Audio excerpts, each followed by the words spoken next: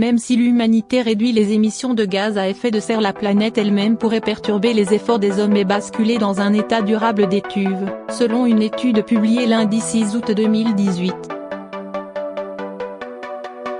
C'est un scénario catastrophe, mais un scénario plausible.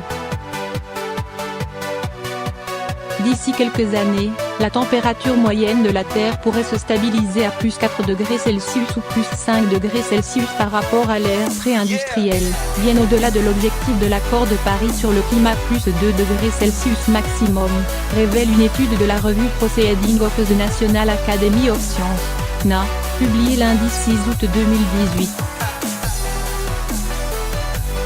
Voici les grandes lignes de cette étude conduite par une équipe internationale de chercheurs. Si les calottes polaires continuent de fondre, les forêts d'être décimées et les émissions de gaz à effet de serre de battre chaque année des records, la Terre va inéluctablement franchir un point de rupture. De nombreux mécanismes interconnectés pourraient alors se produire les uns à la suite des autres, conduisant à rejeter des quantités colossales de CO2 et de méthane dans l'atmosphère, contribuant alors encore plus au réchauffement global de la planète. Ces points de bascule sont liés à des températures au-delà desquelles la libération de ces gaz serait inéluctable.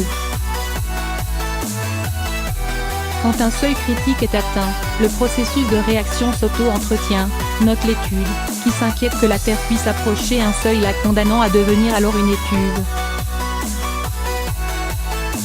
Et si ce processus s'enclenche, il sera conduit par des mécanismes puissants, intrinsèques, biogéophysiques, difficiles à corriger par une quelconque action humaine, et qui ne pourra ni être inversé, ni guidé, ni ralenti, affirme l'étude. Puits de carbone affaibli. Les forêts et les océans ont absorbé ces dernières décennies plus de la moitié des émissions de carbone. Mais les forêts rétrécissent et les océans montrent des signes de saturation en CO2, selon de récentes études.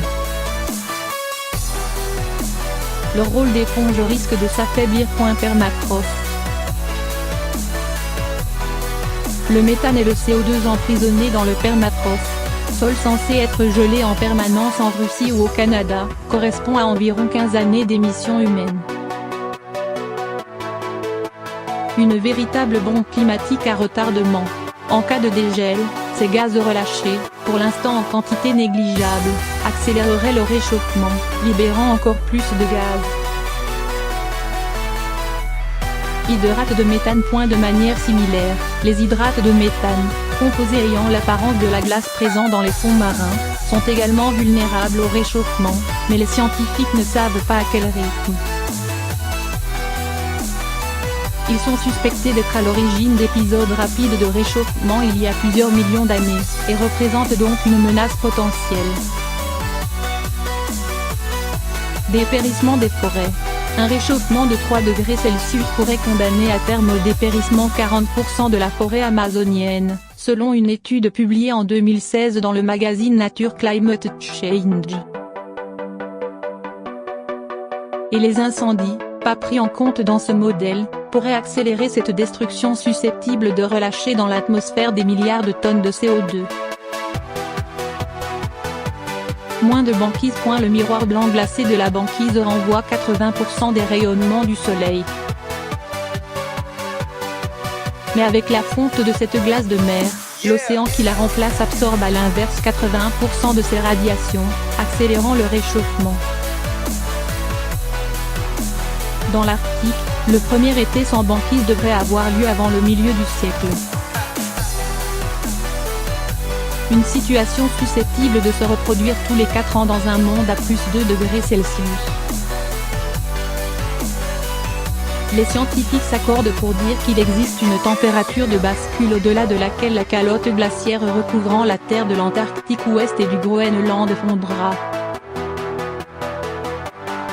Mais leurs estimations sur cette température varient entre plus 1 degré Celsius et plus 3 degrés Celsius. L'autre question ouverte est le temps que cette glace mettra à fondre, libérant des volumes énormes d'eau douce dans les océans. Les conséquences seraient dévastatrices, 2/3 des mégalopoles sont installés moins de 10 mètres au-dessus du niveau de la mer, tout comme les plaines agricoles qui les nourrissent. La fonte des glaces de l'Antarctique ouest et du Groenland conduirait à une hausse du niveau de la mer de 13 mètres. La calotte de l'Antarctique est, plus sensible au réchauffement qu'estimé précédemment, représente 12 mètres potentiels supplémentaires. Vers un nouveau mode de fonctionnement terrestre. Tous ces mécanismes sont interconnectés, selon les auteurs de l'étude, et l'un d'entre eux pourrait en déclencher un autre, puis un autre. Ces événements en cascade pourraient pousser le système Terre dans son ensemble dans un nouveau mode de fonctionnement, note en ce Joachim Chenubé, co-auteur et directeur du Potsdam Institute for Climate Impact Research. Les émissions de gaz à effet de serre ont déjà provoqué une hausse de 1 degré Celsius de la température moyenne de la Terre, augmentant les probabilités et l'intensité des canicules, des sécheresses ou des tempêtes. Le risque d'événements en cascade pourrait survenir dès 2 degrés Celsius, estime l'étude. Petite pointe d'optimisme toutefois, il n'est pas impossible, si l'humanité prend maintenant des mesures drastiques de réduction d'émissions des gaz à effet de serre, d'infléchir ce scénario catastrophe vers celui d'une Terre stabilisée. Ce dernier avait précédemment estimé qu'une Terre à +4 ou +5 degrés Celsius ne pourrait pas abriter plus d'1 milliard de personnes. Les impacts d'un tel changement sur nos sociétés seraient alors massifs et abrupts.